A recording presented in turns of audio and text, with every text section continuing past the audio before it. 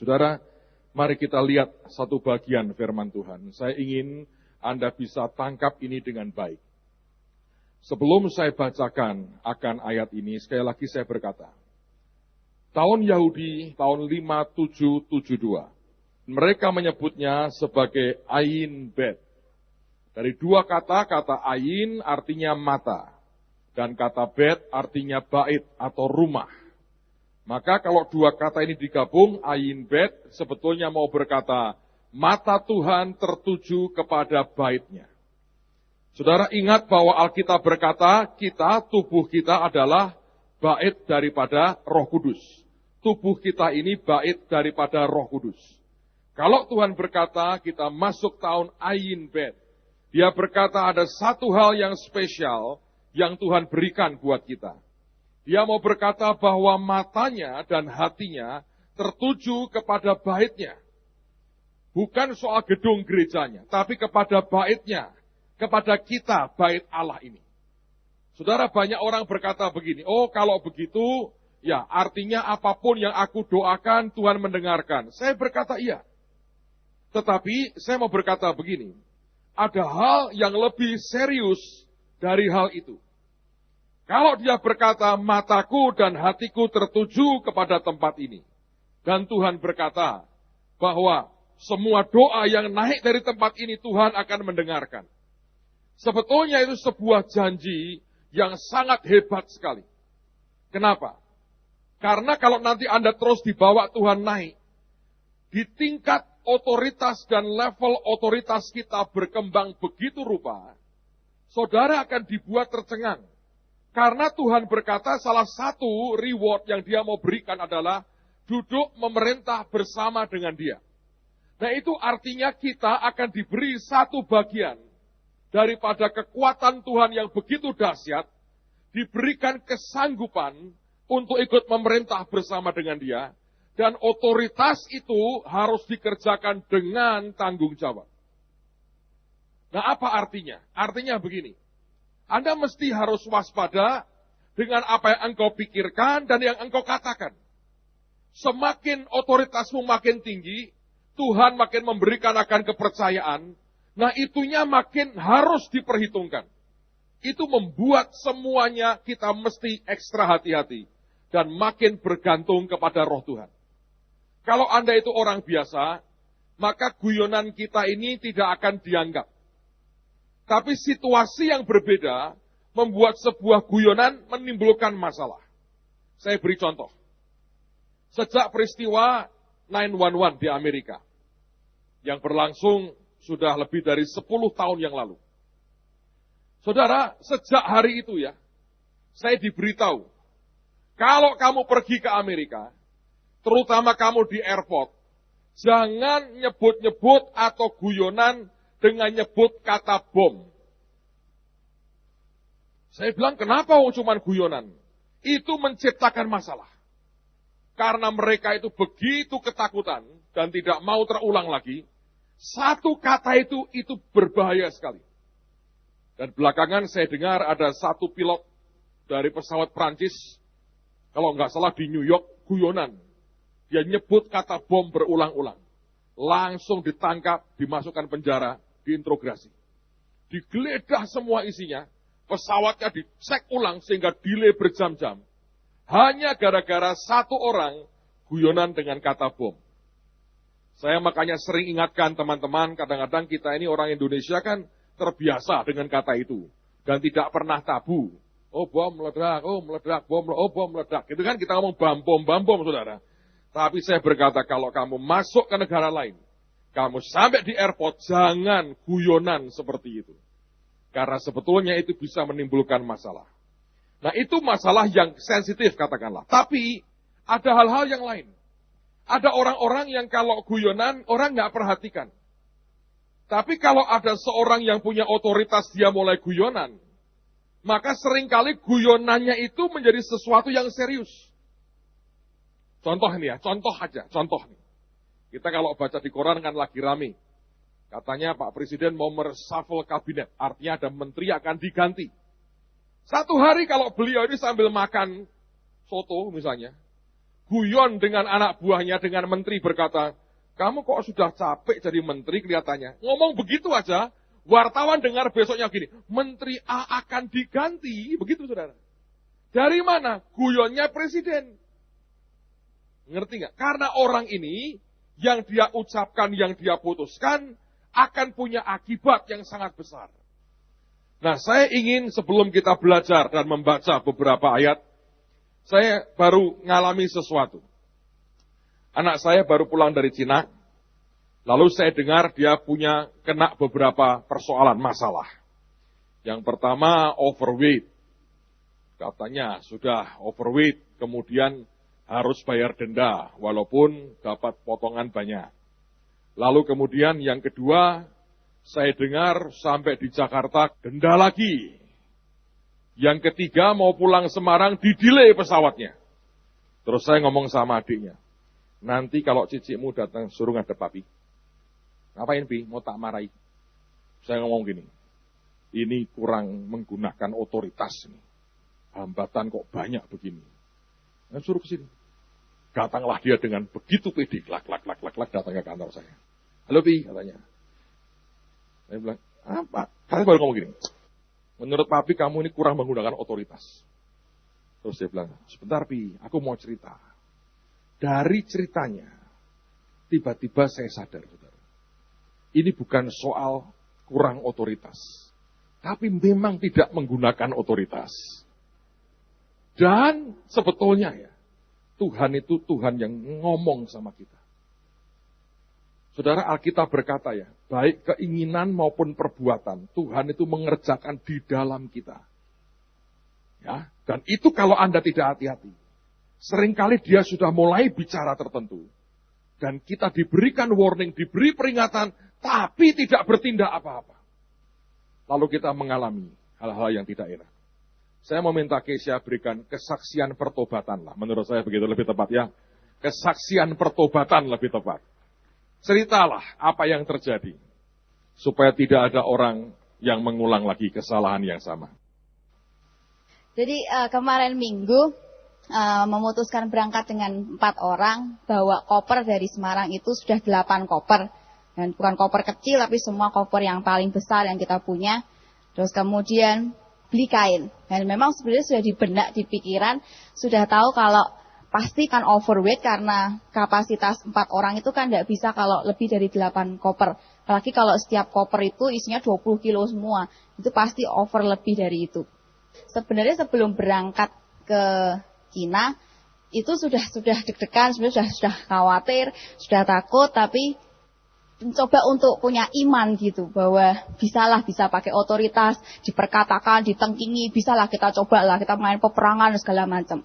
Terus kemudian berangkat ke Cina, waktu berangkat kita beli semua kain karena kita memang menyiapkan untuk tarian Desember dan anak-anak penari tak tawari mau pesen enggak, mumpung di Cina kan harga lebih murah, kalau di Indonesia pun barang belum tentu ada. Jadi aku bilang kalau kalian mau ya titipi aku uang, tak belikan semaksimal yang aku bisa buat. Kita cuma punya waktu 2 hari, kita coba maksimalkan, akhirnya kita lihat kapasitas koper kita yang 8, tidak cukup, jadi akhirnya memutuskan beli 4 koper lagi. Dengan kapasitas yang paling besar yang bisa kita ambil dengan 4 koper. Jadi total semua kita bawa 12 koper untuk pulang ke Indonesia. Dengan cuma 4 orang. Ya memang secara manusia aku tahu, tapi aku tuh ngerasa kadang-kadang aku tuh nggak punya iman untuk itu. Jadi aku mencoba, ya salah, aku coba sepakat sama papi, sama pokoknya dengan semua yang di TV aku, pokoknya harus berdoa ya, supaya tidak kena overweight. Nah begitu, sehari sebelum kita pulang ke Indonesia, aku tuh iseng ngitung, gitu. Karena kita punya timbangan untuk koper, yang nimbangi 12 kita hitung. Terus aku tuh punya oret-oretan kertas, tak kasih catatan, koper sekian, kilogramnya sekian. Tidak boleh lebih dari 32. Jadi ada yang 30, ada yang sebagian besar 25 kilo semua. Jadi hitung itu perkirakan itu aku bakal overweight itu 106 kilogram. Dan itu tak tulis 106 kilogram overweight. Ya gitu tuh ya bukannya tak patahkan, tapi aku tuh malah cerita, sembayang loh ya, ini aku overweight bakal 106. Nah, tapi tuh ucapanku di BB, omonganku di pikiran, catatanku itu mengesahkan semua bahwa aku akan overweight itu 106 kilo. Aku tapi enggak nangkep bahwa itu harus tak patahkan 106 kilo jadi 0 kilo tuh enggak kepikiran gitu. Yang kedua, sudah kita coba berangkat ke airport pakai iman, masuklah dan benar keluar angka dari pihak penerbangan kami 106 kilo untuk overweight. Aku tuh cuman diem, kok bisa pas ya, berarti aku hebat ya. Aku cuma mikirnya begitu, oh iya berarti hebat ya, bisa ngepasin 106 kilo gitu. Sudah tak coba bawa semaksimal yang kita bisa bawa, kayak aku bawa semua bajuku tak bawa di sini, termasuk ada beberapa, terus yang Erik itu bawa sampai 20 kilo ditenteng semua, semaksimal dan gayanya gaya enteng aja gitu, karena brandnya dia besar jadi tidak masalah. Nah, Sasa punya tas itu ketoknya kecil tapi isi muatnya bisa banyak gitu, jadi kita pakai semua tas yang bisa kita tenteng supaya tidak terlalu menambah overweight. Kita turun jadi 50 kilo, tapi tetap harus bayar. Cuma terus kemudian masalah kedua, aku sebenarnya sudah mules. Yang kali ini aku sudah coba perintahkan, patahkan, sudah dremimil, tapi di pikiran tuh aku bisa ngerti. Dan aku tuh baru inget kalau sebelum ke Cina, aku sempat ambil uang di ATM, ambil rupiah itu, dan aku tuh gini, aku ngambil dulu siapa tahu nanti aku kena, ternyata uang yang tak ambil itulah yang untuk harus dibayar. Jadi aku tuh sampai gini, kok aneh ya, tapi itu belum ngeh, karena belum ngobrol, belum sharing, jadi belum ngeh gitu, masih dua. Yang ketiga, ini yang memang rodok konyol, sebenarnya malu sih tapi ya harus cerita. Jadi yang ketiga ini, aku malam begitu sampai di Jakarta, karena sampai Jakarta malam, pulang baru bisa besoknya ke Semarang. Aku tuh pengen beli casio madu gitu, karena kan enak, terus sudah rodok mahal. Jadi aku tuh pikirnya tak beli buat adik-adikku, terus kita beli dan saya tak ingat-ingat. Pokoknya kita tidak boleh ketinggalan ya, ini baru kita bawa pulang ke Semarang. Jadi hanya dimakan sedikit di Jakarta. Sebagian besar kita bawa pulang. Sudah kita kasih di plastik, ketinggalan. Itu sudah bingung, karena di tengah jalan mau ke airport, sudah di tengah jalan. Akhirnya aku memutuskan, sudahlah gini saja. Kita yang berkorban. Kita turun, kita ganti taksi, sopirnya ini kita berangkatkan khusus untuk ambil yang kita ketinggalan. Dan kemudian aku tuh ngucap, ya karena ketinggalan kan harus diambil ya toh. Jadi pesawatnya harus mundur. Aku tuh nyeplos gitu tanpa aku tuh pikir bahwa itu bisa kejadian. Begitu sampai di airport, beneran hanya dalam 1 hari itu penerbanganku lah yang dimundurkan 1,5 jam. Aku sampai gini, ya konyol amat ya. Jadi aku tuh ngomong apa-apa, aku delay. Tapi aku tidak berani cerita nek delay itu karena aku ngucap pesawatnya harus mundur supaya aku bisa bawa pulang casio madu. 3 hari itu aku tidak terlalu sadar Mas Yan. Begitu sampai di Semarang, Sasa bilang, Cik kamu dipanggil papi, kamu bakal dimarahi. Aku bilang, kenapa ya? Karena kamu tidak pakai otoritas. Aku tuh diem, kenapa ya salah? Kamu tidak pakai otoritas gitu. Padahal aku tuh sudah sembahyang, sudah tak perintahkan segala macam. Begitu aku ke kantor, papa tidak lagi sibuk, jadi dengan cuman santai. Tidak, papa tuh bukan yang papa tidak pernah yang bentak aku tuh tidak. Cuman papa cuman bilang gini, kamu ya tidak pakai otoritas. Cuman begitu tuh. Terus aku bilang tidak pakai otoritas. Terus aku cerita, gini loh Pak. Masalah pertama kena overweight itu aku sudah tahu sebenarnya, tapi tidak tak patahkan. Yang kedua, yang ketiga memang konyol yang ketiga. Dan aku tuh ngerasa aneh lagi gitu. Aku ngerasa aneh lagi tadi malam sebelum masuk ke ruang kebaktian, aku tuh bisa gini, bisa di pikiran dan di hati tuh bisa gini. Tapi ini hawane akan doa ke orang sampai tumpang tangan dengan jarak dekat. Dan tidak biasanya papi buat kayak gitu, yang spesies dulu pernah buat, cuma sudah lama ini tidak buat main tumpang tangan dan panggil orang gitu. Terus atau pas kejadian aku cuma diem. Bilang, ya aku kejadian lagi. Maksudnya apa yang tak pikirkan di hati dan di pikiran itu kejadian lagi. Nah sejujurnya hari ini aku sudah mulai takut karena apa yang tak pikirkan dan di hati itu sudah mulai kejadian semua. Nah papa sih belajar. Aku belajar dari papa. Papa tuh pernah bilang dulu, tapi aku tuh tidak pernah nganggap itu serius. Kalau kamu sudah tingkat level tinggi itu, omonganmu dan cara berpikirmu, apa yang kamu ucapkan itu akan jadi. Nah, nek kamu ngomong bilangnya kutuk, ya akan keluarnya kutuk. Tapi kalau keluarnya berkat, akan keluarnya berkat. Tak coba setelah itu, aku tuh ya aku ya mau coba ngetes diriku, levelku tuh seberapa gitu. Jadi aku coba Kadang-kadang tak perkatakan apa gitu ya, misalnya motornya jatuh orang gelundung ke apa gitu ya, nggak kejadian. Oh berarti belum jadi. Terus saya ngucapnya berkat, ya diberkati tapi nggak full gitu loh. Harusnya jatahnya tuh banyak gitu, tapi nggak full. Aku kok aneh ya. Berarti ini ucapanku ini belum terlalu membahayakan dan menakjubkan gitu loh. Jadi aku hanya berpikir sampai di situ, makanya aku ke Cina aku santai ya. Ya tak perkatake tapi kudu papi. Memang aku tuh ngerti ya papi kan lebih sedih sedikit papi. Tapi meskipun aku tahu kadang-kadang papi itu gini, jangan sedikit-sedikit papi, belajar tuh ya sendiri dengan Tuhan pakai nek engkong yusak nek ngomong tuh kan belajar ngalami dewe toni gitu. Jangan siti-siti mbek papimu siti-siti, papimu ngerti sih Mas Teh. Cuman papa tuh cuma ngomong gini waktu begitu aku cerita semua. Papa cuma bilang, wah kamu bahaya. Aku tuh sudah gini, matanya aku bahaya tuh bahaya kenapa gitu. Karena kan kadang-kadang omongan kan bisa aneh gitu, nih bahaya kenapa. Ternyata kalau kita ini tidak hati-hati, kita tuh tidak pernah tahu level kita di mana. Tapi belajar meskipun belum sampai di level tertinggi, tapi belajar dari sekarang tuh setiap kali mengucapkan atau cara berpikir itu belajar mengucapkannya yang berkat. Jangan ucapan kutuk. Berpikir positif. Meskipun negatif, tapi coba dipikirkan dengan positif, itu akan jauh lebih baik. Dan apalagi aku pemimpin gitu, tuntutan pemimpin kan tidak boleh ngutuki anak buah sendiri dan segala macam. Aku harus mengucapkan berkat setiap waktu. Buat aku sih hati-hati gitu. Karena aku tuh berapa kali dengar orang tua pun, tidak cuma anak-anak tuh sering omongan yang nyeplos itu omongan yang nggak benar. Tapi aku juga sering dengar orang tua begitu marah keluarnya ucapan kotor dan mengutuki. Dan sering kali justru aku mendengar orang tua mengutuki anaknya sendiri. Dan buat aku sampai hari ini aku mengucap syukur orang tua aku tidak pernah mengutuki anak-anaknya. Tapi kita belajar dari sekarang ucapan kita ini hati-hati. Nanti mau udah bisnis apapun coba perkatakan pakai otoritas Tuhan.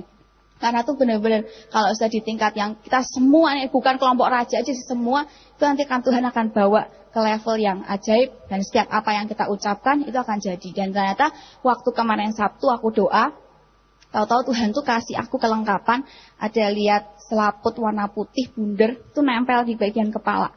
Terus kemudian Tuhan bilang ini akan menyaring semua yang bukan dari Tuhan. Jadi kamu akan semua yang di dalam pikiranmu itu adalah semua yang disaring. Jadi bukan semua yang kotor, semua yang masuk, tapi akan disaring. Terus kemudian aku dikasih toa. Kalau toa itu kan mic-nya segini, tapi ini cuman kecil tapi suaranya 2 kali lipat. Jadi begitu itu ditempelkan di mulut. Jadi omonganku berkat itu munculnya double berkat. Kalau aku mengucapkan kutuk, double kutuk. Jadi itu akan lebih double. Dan saya itu Tuhan bilang hati-hati dengan mulutmu. Karena mulutmu itu akan jadi berkat atau jadi kutuk. Itu tergantung dari apa yang kamu ucapkan. Setelah itu aku belajar dari situ dan mulai hati-hati. Sampai hari ini pun sangat hati-hati dalam mengucapkan semuanya.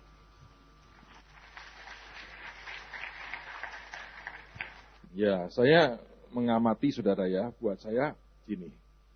Sebetulnya ini kan sudah diingatkan Tuhan.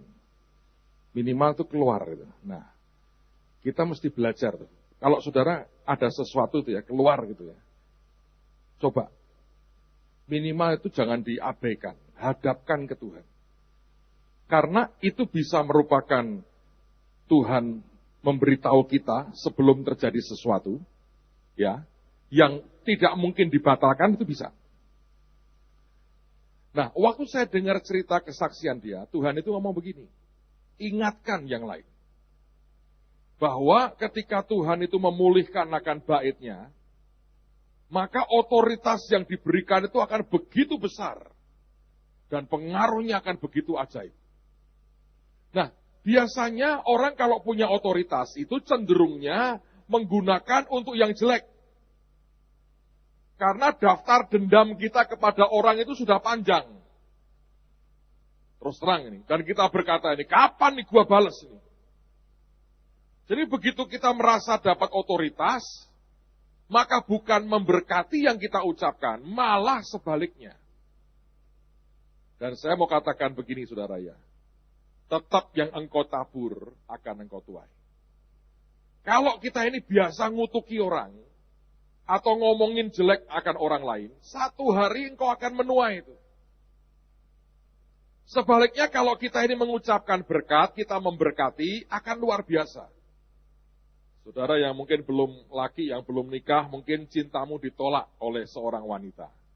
Jangan mbok kutuki, oh rak payu kawin kowe, jangan. Itu kurang ajar itu namanya. Lah harus gimana ngomong begini? Berarti Tuhan sediakan aku yang lebih ayu, lebih hebat, lebih pinter, ora dedel. Modelnya ratu dunia aku. Kan gitu kan? Lebih baik berkatilah dirimu, jangan ngutukin orang. Siapa tahu memang sebetulnya engkau kurang cocok buat dia. Levelmu kurang tinggi dibanding dia, misalnya gitu ya. Kan kasihan. Nanti kawin sama Anda malah sengsara, kan gitu saudara. Tapi engkau mesti belajar memberkati. Kalau saudara itu difitnah orang ya, ngomong, Tuhan ini tabungan kemuliaan loh. Aku difitnah, diomongin orang begini, tabungan kemuliaan. Lalu engkau berkata, nanti pada waktunya aku ambil tabungan kemuliaan. Lah yang ngutuki, yang ngomongin ya berkati Tuhan, ajarilah dia. Untuk berkata-kata dengan baik. Di depan Tuhan itu membuat saudara itu benar. Dan di depan Tuhan membuat kita jadi orang yang makin bisa dipercayai. Karena kalau belum apa-apa ya, ngancamnya, tak kutuki.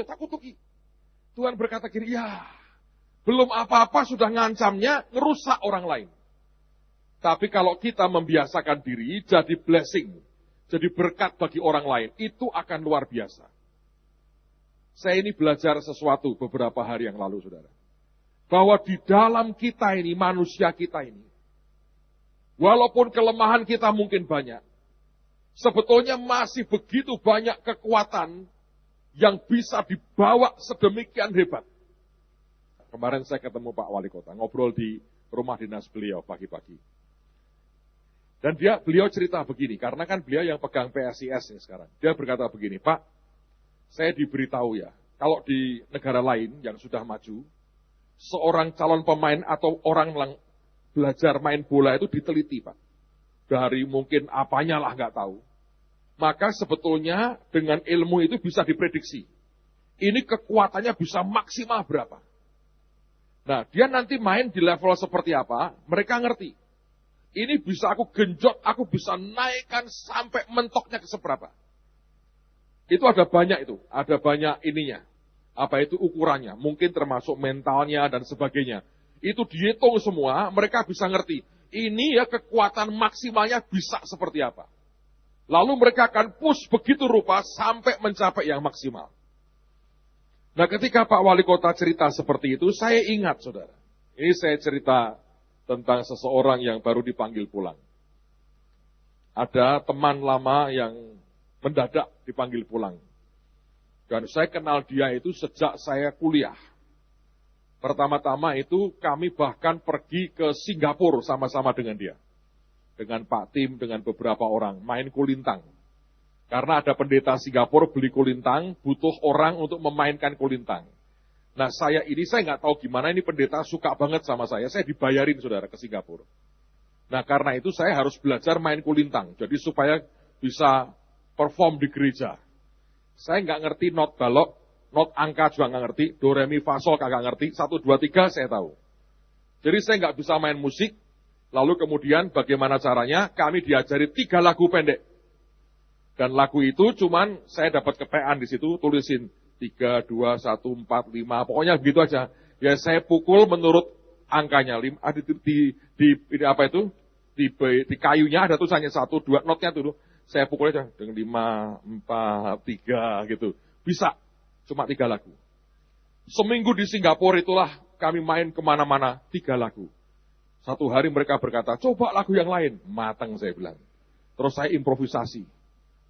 Kok enggak kena kurangan Pak? Lawang mukul itu tipis banget, nyaris tak terdengar saudara. Jadi ketoknya gayanya begini tok, tapi sebetulnya saya enggak main apa-apa.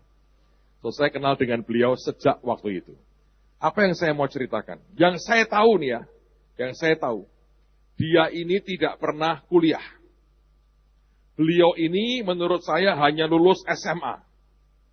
Terus kemudian kerja, hidupnya banyak warnanya lah. Tapi kemarin ketika saya ke rumah duka, saya masuk, saya kaget. Di depan peti jenazahnya itu fotonya keren. Pakai toga dan topi sarjana. Nah ini manusia saya muncul begini. Gaya. Saya ngomong begini nih dalam hati, beli di mana ini? Karena kalau Anda pengen jadi dokter tanpa belajar, tanpa ada prestasinya, bisa. Jadi saya berpikir beliau ini begitu. Dan saya kadang-kadang gini, waduh keluarganya Nyipi itu. Kok saya difoto kok ngene, konangan toh ini dari mana? Saya bilang gini, gaya banget. Usianya 70 waktu dipanggil pulang. Pakai pakaian, pakai toga sarjana itu loh. Dengan senyumnya yang khas, tuh saya bilang gini, waduh, sudah mati pun bergaya. Tapi ya jangan diomongkan saudara ya, orang perkabungan kok saya bilang sama keluarganya, kok gaya, untung saya tidak ngomong loh. Makanya saudara, jangan terlalu cepat ngomong. Karena kita berkata, kalau Anda ngomong pertama, Anda akan kelihatan benar. Nanti sampai datang orang lain ngomong, baru ketahuan gak benar. Jadi lebih baik Anda dengarkan banyak, yang gak penting dikebaskan, tapi mulut itu dikunci rapatlah. Kalau nggak penting dan nggak sure, jangan terlalu banyak ngomong. Bahaya sekali. Nah, saya hanya mau cerita, di dalam hidup kita ini ya, ada potensi yang sangat ajaib, engkau bisa di-stretch luar biasa.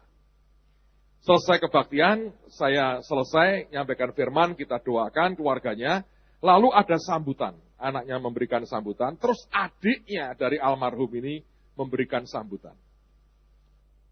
Dan dari sambutannya itu saya bersyukur, untung saya nggak nyeplos ngomong.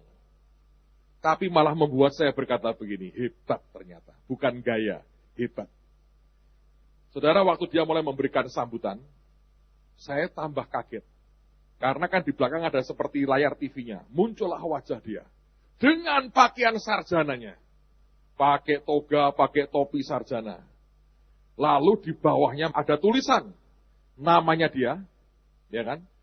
Belakangnya ada 3 gelar. Saya pikir tuku siji kurang ya. 3. SE, MH, MM. SE itu apa? Buat orang lain mungkin saudari Endang mungkin ya. Enggak, itu sarjana ekonomi. Kalau MM, Mardoyo, mungkin begitu ya. Bukan, itu magister bidang manajemen. Kalau MH itu magister bidang hukum. Itu gelar S2 itu. Saya bilang gini, walah, gelarnya kok ranteng-ranteng 3. Saya pilih pertama saya nggak masuk akal. Tapi kemudian adiknya cerita begini. Kakak saya ini waktu kecil bodoh saudara. Lebih tepat dedel. Orang kelas berapa itu mogok berkali-kali tak selip. Sampai papa ngomong, wes kok aja munggah sih, ngenteni kohmu. Lo sampai kayak sepur di kon ngenteni saudara. Dia bilang, saking dedelnya. Memang orangnya baik, tapi bodoh kalau sekolah. Tapi mendadak, waktu beliau usia 62 tahun, dia memutuskan untuk kuliah. Dan dia berkata gini, aku mau memecahkan rekor muri.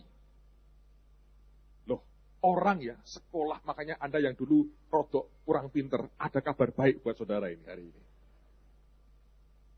Umur 62 tahun, dia memutuskan untuk kuliah di Fakultas Ekonomi. Saya nggak tahu berapa tahun, yang jelas dia selesai dapat gelar sarjana ekonomi. Ternyata nggak beli, kuliah beneran, saudara. Lalu selesai sarjana ekonomi, masih nggak puas. Ambil S2. Ambil S2, itu 2 kali ambil S2. 1 bidang ekonomi, manajemen, 1 bidang hukum. Dan dua-duanya lulus S2. Dapat gelar masternya 2. Saudara, berapa gelarnya? Ini orang hebat. Usia 68, daftar di Undip S3. Ambil lingkungan hidup. Ini kalau masih panjang umurnya setahun 2 tahun lagi, itu dia namanya SE, MH, MM, PhD. Oh, orang gila nih, itu umur berapa itu saudara? Mulai sekolah umur 62. Yang lain umur 68 ini ya, sudah kerjanya cuman pijetan, remasonan, minyak angin. Dia kuliah loh. Harusnya ini sebentar lagi doktor. Hanya gini, aku pengen memecahkan rekor muri. Saya kalau merenung saudara ya, saya pikir itu cerita kayak begini tuh hanya ada mungkin di Eropa, di Amerika, di mana kehidupan sudah mapan, orang nggak mikir banyak, sehingga bisa sekolah seperti ini. Saya baru ketemu ini. Sudah lama tidak berjumpa, sudah punya gelar 3, hampir 4, saudara. Coba, bayangkan ya. Apa yang selama ini kita berkata, Tuhan aku sudah lelah. Nggak bisa lebih maju dari sekarang. Ternyata, ada orang yang saya kenal, saya cukup mengerti latar belakangnya. Sekian tahun terakhir dari usianya. Dia meraih sesuatu yang ajaib. Wah, saya berkata begini. Sebetulnya eman-eman Tuhan. Mbok kasih lagi tambahan 2-3 tahun. Doktor. Tapi mungkin kalau saya dokter, nggak puas ya. Profesor dia kejar saudara. Apalagi saya nggak tahu. Karena itu nggak ada habisnya. Tapi paling tidak. Saya mau berkata buat saudara. Jangan pernah biarkan dirimu dibuai. Iblis dengan berkata, sudahlah, kamu sudah baik. Nggak usah ngoyong-ngoyong, nggak usah ribut lagi. Kamu sudah tuwek. Tahu dirilah. Ngombene susu terus, ben kalsiumnya tinggi. Itu minyak gosok, obat ini, isinya gitu dok. Ini obat persendian, obat otot, obat ini, ngombene sing teratur, ben kowe waras. Tapi kita tidak pernah berkarya dan kita membuang akan semua potensi Tuhan dalam hidup kita. Satu bagian firman kita baca dan kita akan selesai. Mari kita lihat 2 Tawarikh pasal yang ke-7. Dan ini untuk mempersiapkan semua kita buat ibadah nanti hari Rabu, supaya kita disiapkan Tuhan. 2 Tawarikh pasal yang ke-7, ayat yang ke-11, sampai dengan ayat yang ke-16. 2 Tawarikh pasal yang ke-7, ayat 11, sampai dengan ayat yang ke-16. Demikianlah Salomo menyelesaikan rumah Tuhan dan istana raja, dan berhasil melaksanakan dalam rumah Tuhan, dan dalam istananya segala sesuatu yang timbul dalam hatinya. Kemudian Tuhan menampakkan diri kepada Salomo pada malam hari dan berfirman kepadanya, telah kudengar doamu dan telah kupilih tempat ini bagiku sebagai rumah persembahan, the house of sacrifice. Bila mana aku menutup langit sehingga tidak ada hujan, dan bila mana aku menyuruh belalang memakan habis hasil bumi, dan bila mana aku melepaskan penyakit sampar di antara umatku, dan umatku yang atasnya namaku disebut, merendahkan diri, berdoa dan mencari wajahku, lalu berbalik dari jalan-jalannya yang jahat, maka aku akan mendengar dari surga dan mengampuni dosa mereka, serta memulihkan negeri mereka. Ayat 15 dan ayat 16, ini janji yang ajaib sekali. Sekarang mataku terbuka, dan telingaku menaruh perhatian kepada doa dari tempat ini. Sekarang telah kupilih, dan kukuduskan rumah ini, supaya namaku tinggal di situ untuk selama-lamanya. Maka mataku dan hatiku akan ada di situ sepanjang masa. Tuhan berkata, mataku terbuka dan telingaku menaruh perhatian. Dan dia juga berkata, mataku dan hatiku akan ada di situ sepanjang masa. Saudara, kalau Tuhan mengatakan begini, inilah yang disebut sebagai ain bet, di mana mata Tuhan tertuju kepada rumahnya. Karena itu saya mau berkata, inilah waktunya, saya percaya. Ada banyak mujizat doa akan terjadi. Apa yang selama ini sepertinya tidak didengar dan diabaikan. Waktunya akan tiba, Tuhan memperhatikan dan mendengar doa kita. Kita akan dibawa Tuhan masuk di tahun yang begitu ajaib. Tahun di mana kita berkata, apapun yang kita doakan, yang kita naikkan di rumah korban Tuhan ini, the house of sacrifice, Tuhan berkata, aku akan memperhatikannya. Saudara, kalau orang mendapat perhatian Tuhan, itu ajaib sekali. Nah, sekarang pertanyaannya adalah, bagaimana supaya, kalau Anda perhatikan ya, bagaimana sehingga Salomo ini bisa menuntaskan pekerjaannya, dan dia membangun sesuatu yang membuat Tuhan suka. Apanya yang membuat Tuhan suka sehingga Tuhan memberikan janji Ain Bet seperti ini. Nah, sekarang mari kita lihat di 2 Tawarikh pasal yang ke-8. Saya baca ayat yang ke-12 sampai dengan ayat yang ke-16. 2 Tawarikh 8 ayat 12 sampai dengan ayat yang ke-16. Anda perhatikan nanti ya, ada 2 nama yang muncul di sini. Dan itulah warisan yang dipegang oleh Salomo sehingga yang dikerjakannya berhasil. Ayat 12, lalu Salomo mempersembahkan korban-korban bakaran bagi Tuhan di atas mezbah Tuhan yang didirikannya di depan balai bait suci. Sesuai, perhatikan, dengan apa yang menurut perintah Musa ditetapkan sebagai korban untuk setiap hari, yakni pada hari-hari Sabat, pada bulan-bulan baru, dan 3 kali setahun pada hari-hari raya, pada hari raya roti tidak beragi, pada hari raya 7 minggu, dan pada hari raya pondok daun.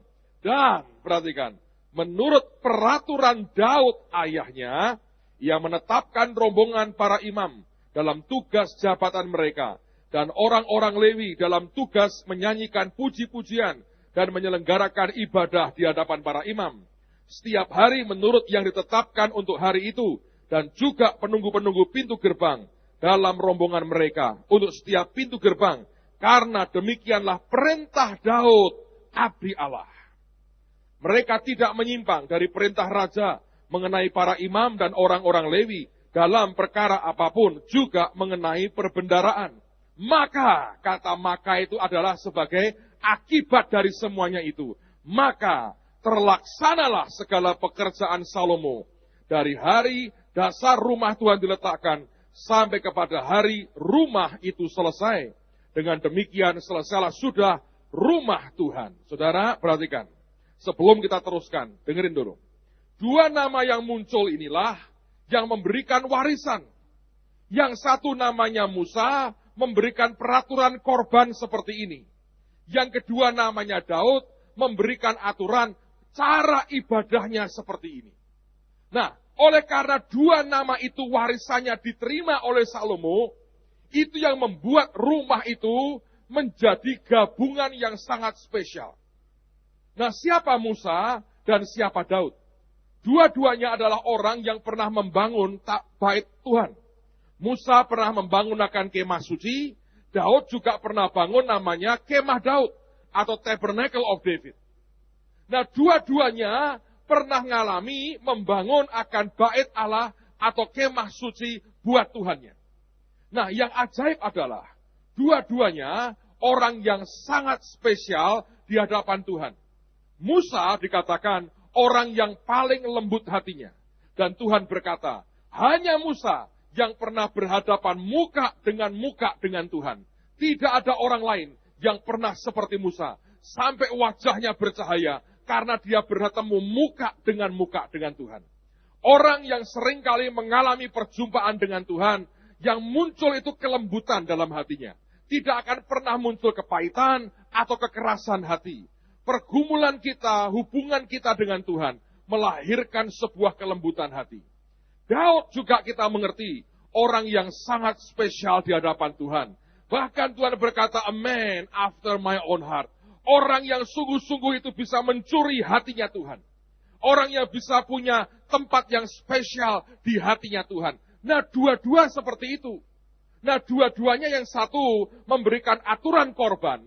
Korban berdasarkan keintiman dan bukan sekedar hukum. Yang kedua, ngatur bagaimana ibadah. Dari siapa? Orang yang hatinya juga memikat hati Tuhan. Bayangkan, Dua orang besar ini dengan warisannya oleh Salomo digabungkan jadi satu. Dari dua orang yang sangat kenal dengan Tuhan dan memberikan aturan kemudian digabungkan Salomo. Bayangkan ya, dari kombinasi itulah lahir sebuah perkenan yang ajaib. Buat kita kabar baiknya saudara, ada satu lagi yang kita dapat warisan. Dari siapa? Yesus saudara. Bayangin. Hanya Yesus yang berani berkata, aku kenal Bapakku. Bapak dan aku satu. Dan dia di Golgota berkata, sudah selesai, sudah genap. Dia bayar bagiannya. Dan dia wariskan sebuah keintiman. Dia berkata, kamu kenal aku, kamu kenal Bapakku. Dan itu diwariskan kepada kita. Yang membuat satu hari Tuhan akan bekerja dengan dahsyat adalah kalau semua yang kita lakukan lahir dari karena kita kenal Dia. Karena kita punya keintiman dengan Dia. Karena kita ngerti akan hatinya. Bukan sekedar aturan, tapi apa yang di dalam hatinya. Lanjutkan beberapa ayat, lalu kita akan selesai. Lihat akibatnya setelah dikatakan rumah itu selesai. Ayat 17 dan 18. Kemudian Salomo pergi ke Esion Geber dan ke Elot yang letaknya di tepi laut di tanah Edom. Dengan perantaraan anak buahnya, Huram mengirimkan kapal-kapal kepadanya. Dan anak buah yang tahu tentang laut, bersama-sama anak buah Salomo, mereka sampai ke Ofir. Di mana Ofir? Ini sedang ada perdebatan ramai, saudara. Karena beberapa orang mensinyalir, Ofir itu adanya di Nusantara ini.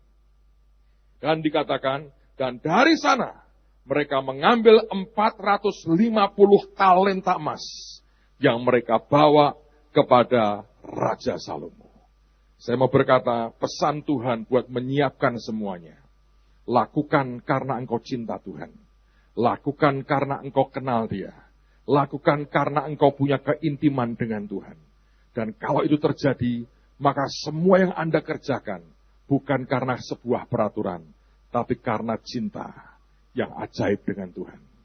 Saya ketemu seorang hamba Tuhan yang saya ini sudah sangat lama tidak ketemu. Kalau Anda pernah dengar namanya Pak Pendeta Romeo Sahirtian. Ini saya kenal lama sekali. Dan beliau ini yang pertama kali buat seminar LSD, Love, Sex, and Dating. Teman-teman yang lama mestinya ingat akan dia. Saya ngobrol, makan malam dengan dia, dengan beberapa teman, sampai jam 12:30 pagi, saudara.